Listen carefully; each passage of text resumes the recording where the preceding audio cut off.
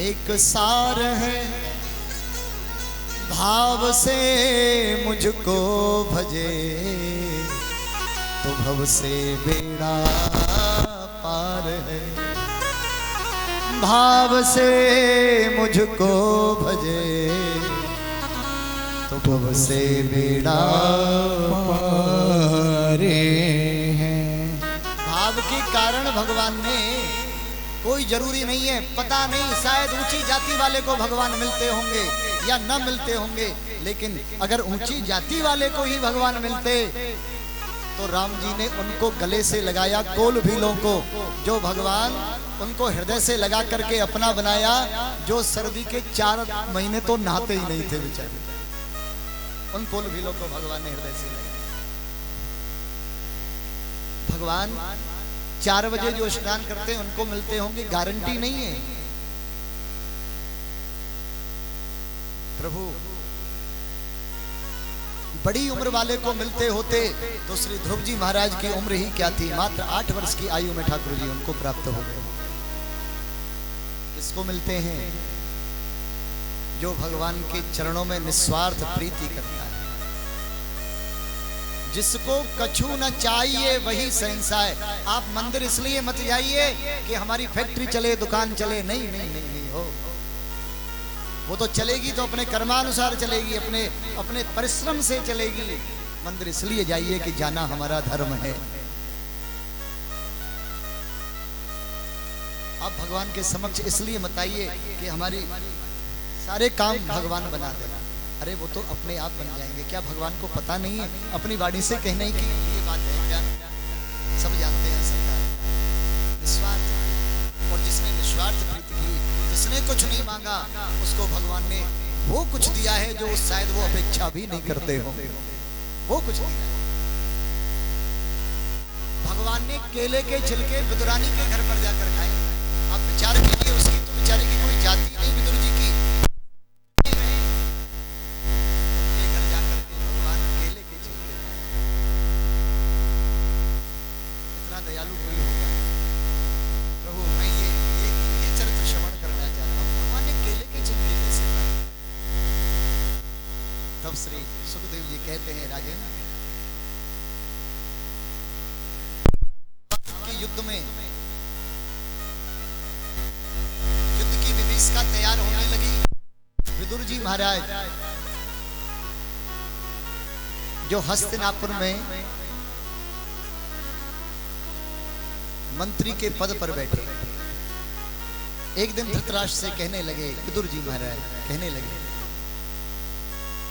विदुर जी महाराज कहने लगे कि आप जन्मांध हो, क्या आपके अंदर की आंखें भी फूट गई? आपके भाई के पुत्र हैं पांडव, 5 गांव दे दीजिए, आधा राज्य दे दीजिए, समझ जाएंगे तुम्हारी रेस्पेक्ट करते हैं, इज्जत करते हैं, तुम्हारा सम्मान करते हैं, इसलिए कुछ बोलते नहीं। और ये जो तुम्हारे बड़ा पुत्र है ना दुर्योधन, ये दुर्योधन को सुयोधन नहीं, ये दुर्योधन है, क्योंकि ये आपके पूरे वंश को निर्वंश कर देगा। मान जाइए अभी भी हमारी बात। विदुर जी समझा रहे थे।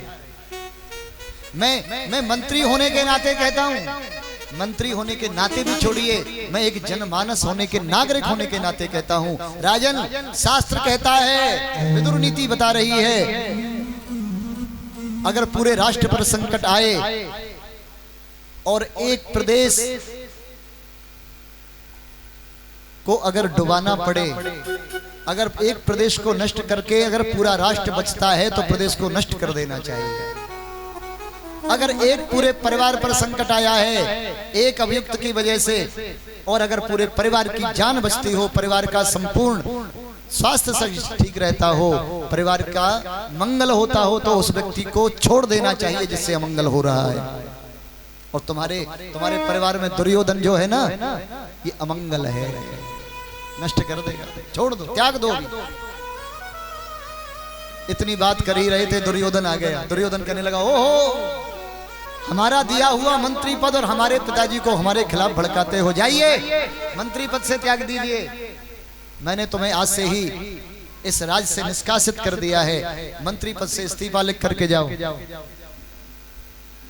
विदुर जी ना चाहते हो भी, बेटा मेरा ऐसा मतलब नहीं था, मैं चाहता हूं कि युद्ध न हो। दुर्योधन कहने लगे आप अपना इस्तीफा लिखिए और जाइए। दुर्योधन ने विदुर जी को निकाल दिया। पर्णकुटी बना करके विदुर जी महाराज रह रहे राज्य के बाहर। विदुरानी है जो परम भक्ता है ठाकुर जी। एक दिन भगवान श्री द्वारिकाधीश शांति दूत बनकर पधारे हस्तिनापुर में कि मैं फैसला करने जाता हूं, मैं शांति दूत बनकर जाता हूं पांडवों की तरफ से। और जैसे ही दुर्योधन ने सुना कि शांति दूत बनकर द्वारिकाधीश आ रहे हैं, महाराज सुंदर वंदनवार सजवाए, भगवान के स्वागत के लिए जो फूलों की लड़ियां श्रृंगार में सजवाई, पूरा राजद्वार सजवा दिया, पूरा राजमार्ग सजवा दिया, फूलों की वृष्टि करने के लिए टालिकाओं पर स्त्रियों को खड़ा कर दिया कि भगवान की जब सवारी निकले द्वारिकाधीश की तो सब फूल वृष्टि करें। विदुर जी कहने लगे विदुरानी से, देवी पता है आज हमारे द्वारिकाधीश शांति दूत बनकर रथ पर सवार होकर के आ रहे हैं। विदुरानी ने कहा ये तो बहुत अच्छी बात है कि द्वारिकाधीश की सवारी निकलेगी, पर लेकिन अब हम नहीं मिल पाएंगे उनसे। क्यों? क्योंकि हमारे पास अब मंत्री पद नहीं है, अब हम कैसे देख पाएंगे। विदुर जी कहने लगे देवी क्यों चिंता करती हो, भले ही हम ना देख पाए कोई बात नहीं, लेकिन वो जगत नियंता है, वो कन्हैया है, नटखट है, कहीं ना कहीं से तो हमें देख ही लेगा, इतना विश्वास है। चलो मैं हमारे साथ चलो, हम देखते हैं रथ की सवारी पर निकल रहे होंगे गोविंद, समय हो गया। फूलों की वृष्टि भगवान के रथ पर हो रही है, सुंदर वंदनवार भगवान के स्वागत में सजाए दुर्योधन। भगवान की सवारी निकली, मुख्य राजद्वार पर आज ठाकुर जी का रथ निकल रहा है मेरे गोविंद का। पता है मेरे गोविंद ने बरसते हुए फूलों को नहीं देखा, नहीं देखा उसकी सजावट को। उस हजारों की संख्या में, 10,000 की संख्या में, लाखों की संख्या में लोग खड़े हैं और मेरे गोविंद की नजर चारों तरफ जा रही है, चारों तरफ। किसको देख रहे हैं? इस भीड़ में मेरे विदुर भक्त कहां खड़ा है ये देख रहे हैं ठाकुर जी। विदुर विदुरानी एक खंबे से सर लगा करके खड़े हैं और जैसे ही नेत्र मेरे गोविंद के विदुर जी महाराज से मिले, आहा भक्त का मयूर मन नाच उठा, रुआ खड़े हो गए। देखो देखो देखो उस कन्हैया ने हमें देख लिया है, वो बड़ा कृपालु है, जरूर जरूर निश्चित है वो हमें अपनाएगा। मेरे गोविंद ने आंखों ही आंखों में सारा में काका जी से कह दिया, काका जी चिंता मत करना, कुटिया पर जरूर पधारेंगे, निश्चित है। प्रेम से बोलो,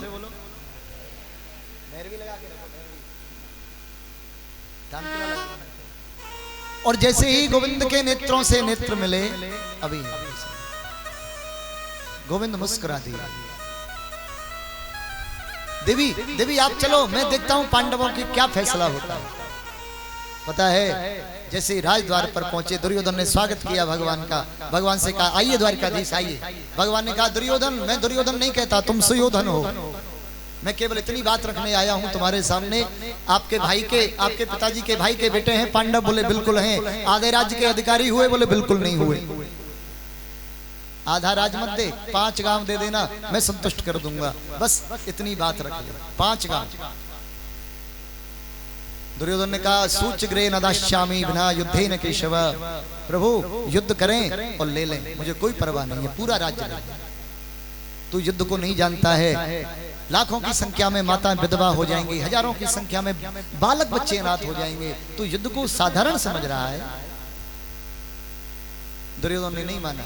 दुर्योधन कहने लगे प्रभु ये बातें तो होती रहेंगी, कोई बात नहीं, आइए आइए, हमारी मातोश्री ने आपके लिए 56 भोग बनाए, आइए आप दर्शन कीजिए, आप आइए रनिवास में आइए।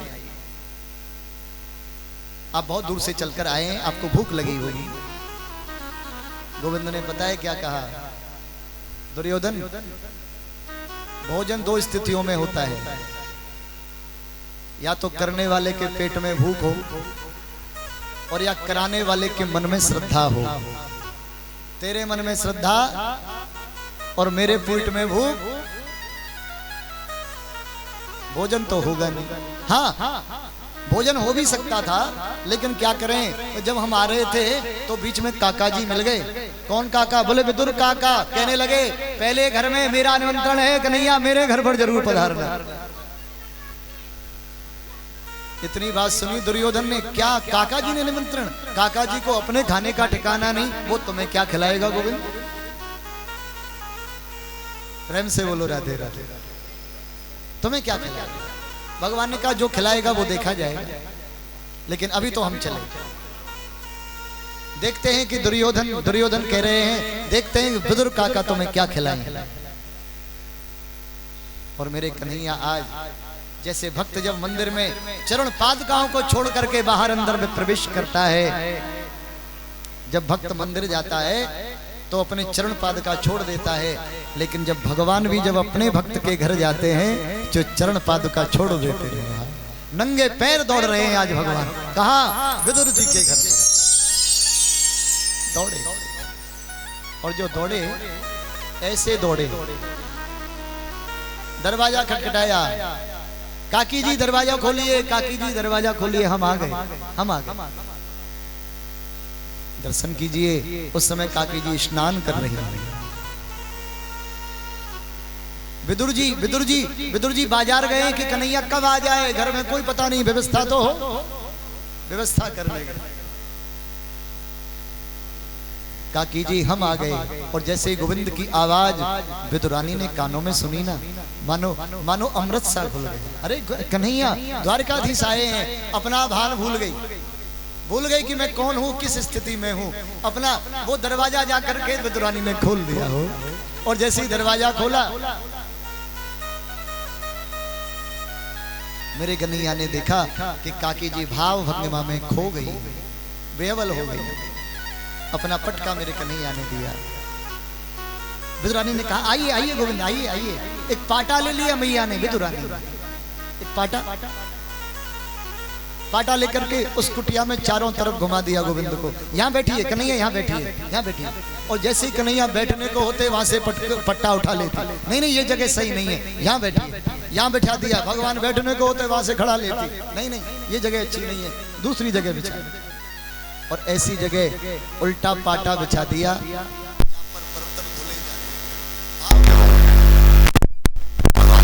देखा नहीं उल्टा है कि सीधा, डायरेक्ट भगवान बैठ गए। भगवान बैठे और बैठते ही कह रहे हैं काकी जी कहिए गोविंद, पेट में बड़ी जोर से भूख लगी। इतना कहा, देखिए अभी 56 भोग को छोड़कर आ रहे हैं, छोड़ दिए और वहां आकर कह रहे हैं पेट में भूख लगी। ये गोविंद के लिए चिंता मत करो, आपके काका जी बाजार गए, वो व्यवस्था करके। नहीं काकी जी जो कुछ हो अब ले आओ, बस इसी समय भूख लगेगी। हाँ तुम रुको, मैं अभी आती हूं। बाहर गई, पर्णकुटी के बाहर जाकर के कदली के फल लेकर के माता विदुरानी आई, ला करके गोविंद की सूरत में निमग्न हो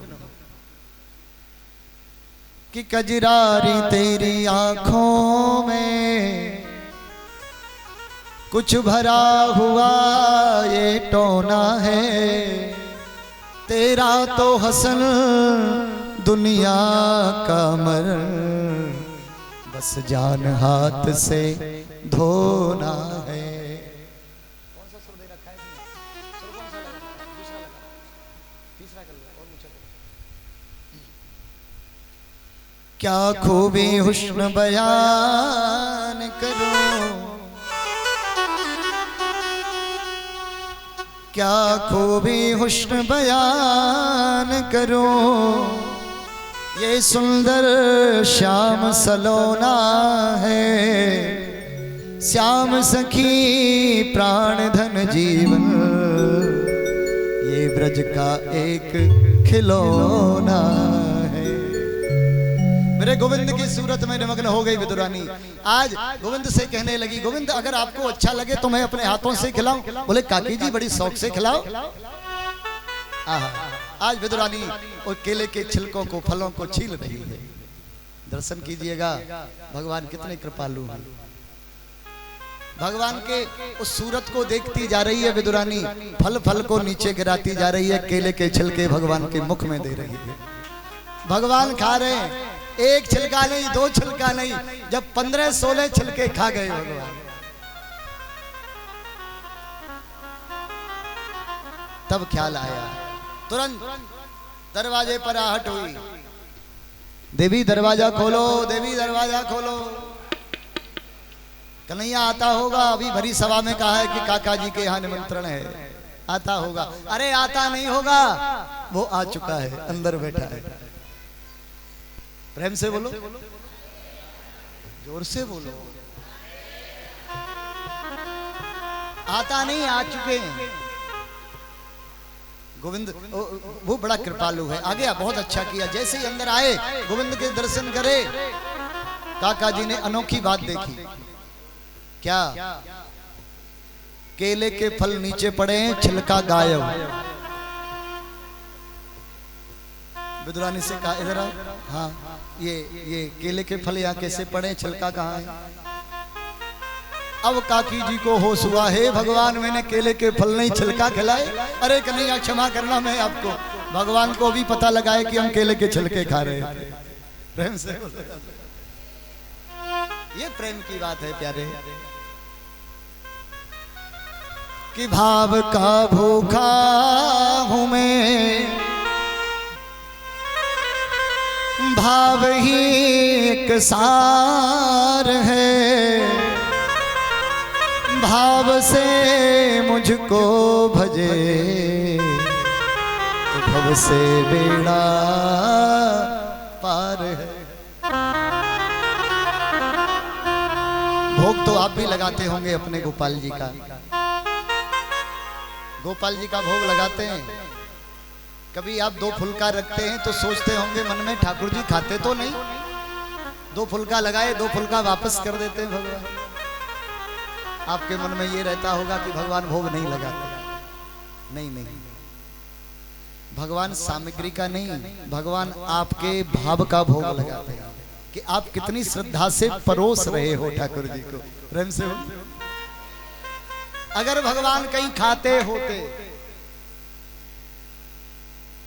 अगर भगवान कहीं खाते होते, कोई नहीं खिलाता हो, नहीं खिलाता। ये तो ठीक है, ठाकुर जी भाव का भोग लगाते हैं। भाव है वहां भव नहीं मिलेगा, और जहां भव आ गया वहां भाव नहीं होगा। और रामचरितमानस में सुंदर चौपाई है, सुंदर दर्शन कराते हैं गोस्वामी जी, कहते हैं कि भव सागर चह पार जो पावा, राम कथा ता कहाँ दृढ़ नाम। जो भव से पार जाना चाहते हो, जिस जीव का संकल्प हो कि इस भव से पार जाना है, तो वो भगवान की कथा में आकर बैठ जाए। भगवान की कथा क्या करेगी? भाव में डूब देगी, और जो भाव में डूब गया वो भव से पार निश्चित हो गया। प्रेम से बोलो, भाव। भगवान थोड़े बड़े हुए, सुखदेव जी कह रहे राय से, परीक्षित ऐसा कृपालु कहाँ मिलेगा। चले आए, भगवान थोड़े बड़े हुए। भगवान को मैया यशोदा मैया नित्यपति सायकाल को सुलाती तो आंखों में काजल लगाती। हाँ, श्रृंगार है। सुबह भगवान खड़े होते, आंखों को मल के खड़े होते, पूरा काजल भगवान के गालों पे फैल जाता। ऐसे लगते जैसे जगन्नाथ भगवान के दर्शन हो रहे, काले काले से ठाकुर। एक दिन मैया सुबह ब्रह्म मुहूर्त में खड़ी हुई, खड़े होकर के मैया ने दधि मंथन करना प्रारंभ किया। दधि मंथन, दधि मंथन जानते? रात्रि को दही जमाओ, सुंदर मलरिया में धारण कराओ, और रईते बड़े प्रेम के साथ में उसको मथो। यशोदा मैया स्वयं अपने हाथ से मथती है। 84 चौक की हवेली है मैया के, 9 लाख धेनु है मैया के। क्या कोई नौकर चाकर नहीं होंगे? होंगे, लेकिन गोपाल की सेवा अपने हाथों से करती है मैया। ये भाव है। दधि मंथन ठाकुर जी खड़े हुए, आंखों को मलते मलते भगवान सुबह ब्रह्म मुहूर्त में खड़े हो गए।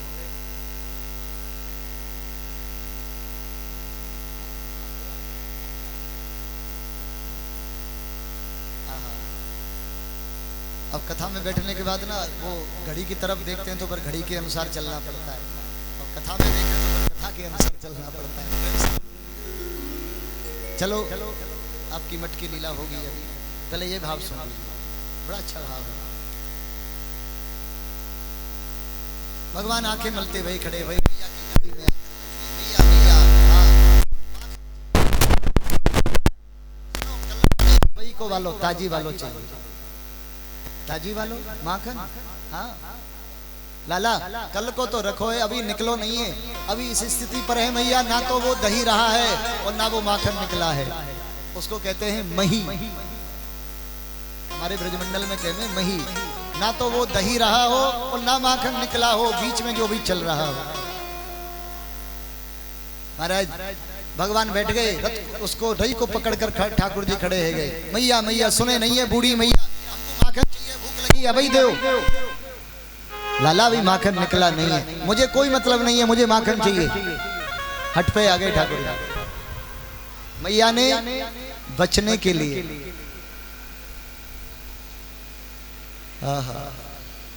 मैया ने लाला की जिद को बचाने के लिए लाला से कही, लाला देख अभी चंदा मामा, अभी ब्रह्म मुहूर्त है, चंद्रमा दर्शन दे रहे, देख लाला चंदा मामा। लाला माखन भूल गए, बोले मैया चंदा चाहिए, माखन नहीं अब चंदा चाहिए।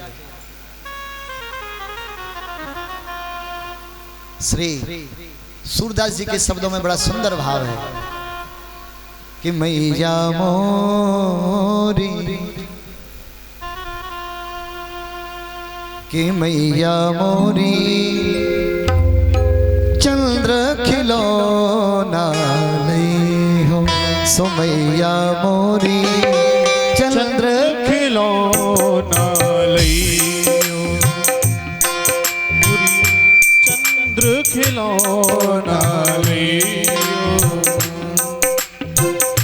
चंद्र खिलौना नहीं हो, सो मैया चंद्र खिलौना लइयो, सो मैया, सो मैया मोरी चंद्र खिलौना लई हो, सो मैया मोरी चंद्र खिलौना लई हो। मैया ने कही नहीं देंगे तो क्या करोगे? बोले सुनो मैया, अगर तुमने चंद्रमा नहीं दिए तो हम पूरे ब्रजवासियों की भरी पंचायत में हाथ खड़ा करके कह देंगे। क्या? बोले हम यशोदा मैया के बेटा नहीं है। हाँ तो किसके बेटा हो? हम केवल नंद बाबा के बेटा हैं, यशोदा मैया के बेटा ना, कह देंगे। हाँ बेटा नहीं हम नंद रानी के, बेटा नहीं हम नंद रानी के, बेटा नहीं हम नंद रानी के, बेटा नहीं हम नंद रानी के, नंदजू को सुत में कहीं हो, नंदजू को सुत में कहीं हो, मैया मोरी चंद्र खिलौना नहीं हो, मैया मोरी चंद्र खिलौना नहीं हो। मैया ने कही चंद्रमा तो को कहा के उतार के लाऊं, तो चंदा मामा दूर के, ये तो दूर है। मैया ने सोची लाला थोड़ी सी बहला देती हूँ, जब तक मेरा माखन निकल आएगा तब तक माखन दे दूंगी। लेकिन वो भी चतुर सुजान, मैया चंद्रमा दे, बुढ़िया मैया तो इन्हें सुनी नहीं, हम चंद्रमा मांग रहे हैं। इस बात को सुनकर के मैया ने बहलाना शुरू किया। लाला लाला चिंता मत कर, तो कुछ चंद्रमा से सुंदर, माखन से हूँ कोमल, तेरे काजे बहू ला के दूंगी। का सुनी? बहू दोबारा के मैया दोबारा बहू लाई के दूंगी मैया। चंद्रमा नहीं, बहू चाहिए। प्रेम से ओ बहू चाहिए भाई, मोड़ो धोवो आवे नहीं, तुम्हें बहू चाहिए। बहू जानो कैसो हो, कैसी बहू हो जानो। हाँ जाने ना मैया कैसी बहू। बोले ऐसी चाहिए जब गैया चरावे जायो करें तो अपनी जेब में धर के ले जायो करें। प्रेम से बोलो। ओ दारी के गुड़िया की बात कर, लेकिन मन में क्या भाव है? रसिकों के भाव से बात कर। शायद मैया से प्रार्थना करके गोविंद कह रहे हैं। आप भी बड़ा आनंद लीजिएगा। इसके उपरांत में हम भगवान की मटकी लीला, माखन चोरी लीला पर चलेंगे, दर्शन करेंगे। शायद ठाकुर जी यही भाव कह रहे हो। ताली सेवा करके झूम के गाइएगा आनंद से। राधिका गोरी से, विरज की छोरी से, मैया करा दे मेरो ब्याह।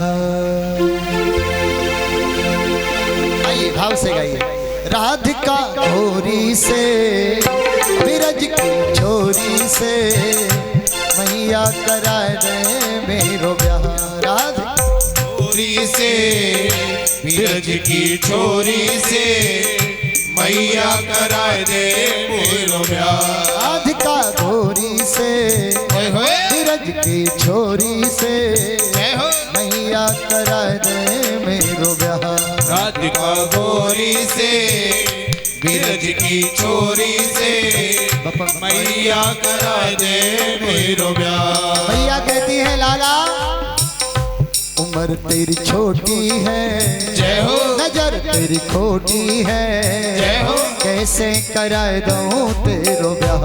उम्र तेरी छोटी है, नजर तेरी खोटी है, मैया करा दे मेरो ब्याह। अज आएगा रे मजा अब जीत हार का। राधिका गोरी से, विरज की छोरी से, मैया करा दे मेरो ब्याह। जय हो।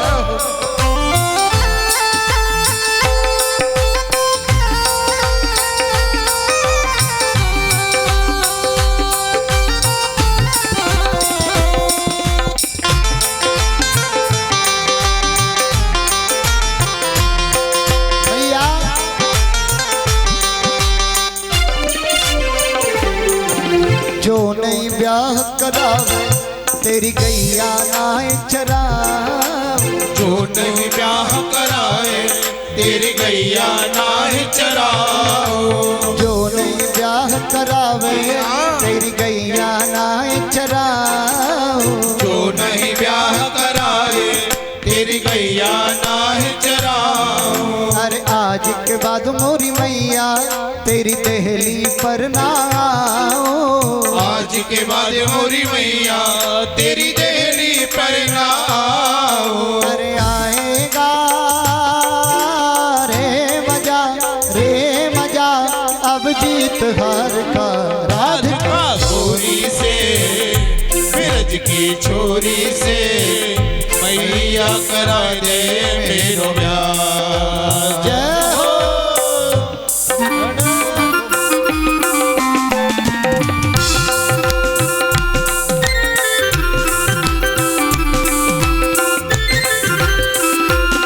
और मैया अगर तुमने हमारा विवाह करा दिया तो सबसे फायदा ज्यादा तुम्हें है जाएगा। मैया कहवे लगी ब्याह तेरो फायदा मेरो। बोले हाँ। अरे चंदन की चौकी पे मैया तुझको बैठा। चंदन की चौकी पे मैया तुझको बैठा। अपनी राधा से मैं चरण तेरे दबवाऊं। अपनी राधा से मैं चरण तेरे दबवाऊं। भोजन में बनवाऊंगा 56 प्रकार के। राधिका गोरी से, विरज की छोरी से, मैया करा दे मेरो ब्याह। गोरी से से ओए होए मैया करा दे मेरो ब्याह राधिका गोरी से बिरज की छोरी से मैया करा दे मेरो ब्याह। लाला तुम बड़े हो, बड़े हो जाओगे तो ब्याह कराएंगे, मैया क्यों परेशान करें, हम छोटे तो छोटी बहू ले लेंगे। अरे छोटी सी दुल्हनिया तेरे अंगना में डोलेगी, छोटी सी दुल्हनिया तेरे अंगना में डोलेगी, तेरे सामने मैया वो घूंघट ना खोलेगी, तेरे सामने मैया वो घूंघट ना खोलेगी। गाँव से जा कहो बैठेंगे द्वार पे राधिका गोरी से ब्रज की छोरी से मैया करा दे मेरो ब्याह।